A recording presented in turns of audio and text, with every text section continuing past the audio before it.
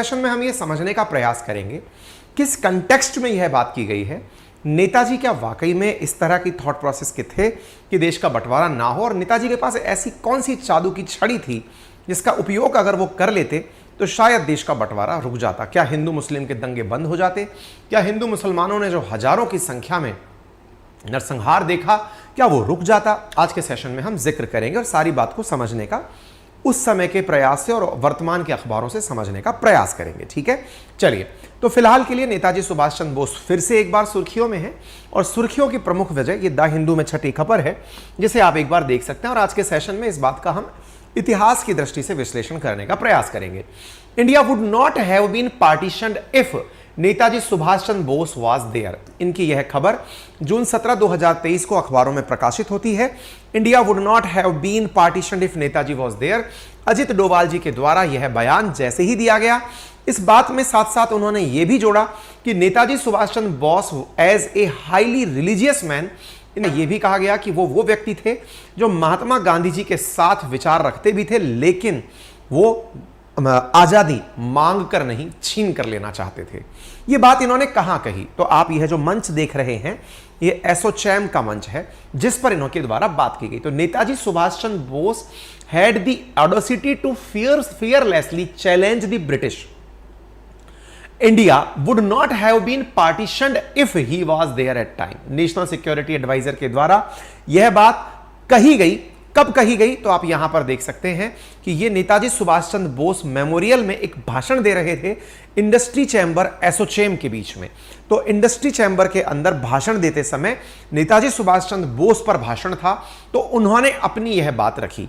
आप और हम इस बात को क्यों सुन रहे हैं? क्योंकि जब इस तरह की बातें आती हैं तो मन में यह विचार जानने का मन करता है कि डोभाल साहब क्या सोचते हैं।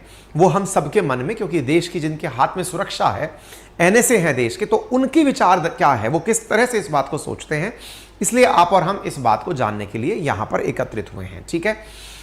In the course of his address, Mr. Doval delved into various aspects of Bose life and noted that he even had the audacity to challenge Mahatma Gandhi, यानी कि वो महात्मा गांधी जी के मामलों के अंदर मतभेद भी रख सकते थे। But at the same time mister Doval noted that Bose has deep respect for Gandhi. Gandhi ji से कई मामलों में मत भिन्नता थी, लेकिन गांधी जी के प्रति उनके मन में सम्मान था। The seed, the idea that came to his mind was, I will fight the British, I will not beg the freedom. मैं ब्रिटिशर्स से लड़ाई लड़ूंगा, मैं ब्रिटिशर्स से आजादी मांगूंगा नहीं, मैं छीन कर लूंगा। It is my right and I will have to get it. ये मेरा अधिकार है और मैं इसे पाकर रहूंगा। यानी ये वो वाली बात है, आजादी मेरा जन्म सिद्ध अधिकार है और मैं इसे पाकर रहूंगा। ये सुभाष चंद्र बोस जी के बारे में डोभाल साहब ने कहा। यहीं से फिर चर्चाएं शुरू हो गई। चर्चाएं किस विषय पर शुरू हो गई कि क्या डोभाल साहब का यह बयान बताने के लिए पर्याप्त है कि गांधी जी और सुभाष चंद्र बोस के बीच में मत भिन्नता थी, या फिर ये कि अगर सुभाष चंद्र बोस जिंदा होते तो वो देश को किस प्रकार से पार्टीशन से रोकते? ऐसा क्या हुआ था गांधी जी की थॉट प्रोसेस में, ऐसा क्या था? ये वहां जाकर फिर जाकर सवाल को छोड़ देता है। सवाल को जब छोड़ा जाता है, अब जब हम इसकी डेप्थ में जाएंगे तो हमको पता चलेगा कि निकल कर यह आता है कि आपको मालूम होगा कि गांधी जी के काल में, गांधी जी के ही जब नेतृत्व में ये पूरा काम चल रहा था, देश की आजादी का संघर्ष चल रहा था, तो नेहरू जी प्रधानमंत्री बने थे। लेकिन इस खबर को जब हम आगे आप तक लेके चलेंगे तो खबर निकल कर आती है कि बोस साहब ने जिन्ना को प्रधानमंत्री का पद ऑफर किया था कि जिन्ना, अगर आपको देश का पीएम ही बनना है तो आप इंडिया का पीएम बन जाइए, आप अलग देश की मांग मत करिए। शायद संभवतया डोभाल साहब की जो ये बातें हैं ये इस वजह से मायने रखती हैं कि जिन्ना साहब को जो उस समय ऑफर किया गया था बोस साहब के द्वारा कि आप प्रधानमंत्री बन जाइए देश के, लेकिन अलग देश की मांग मत करिए।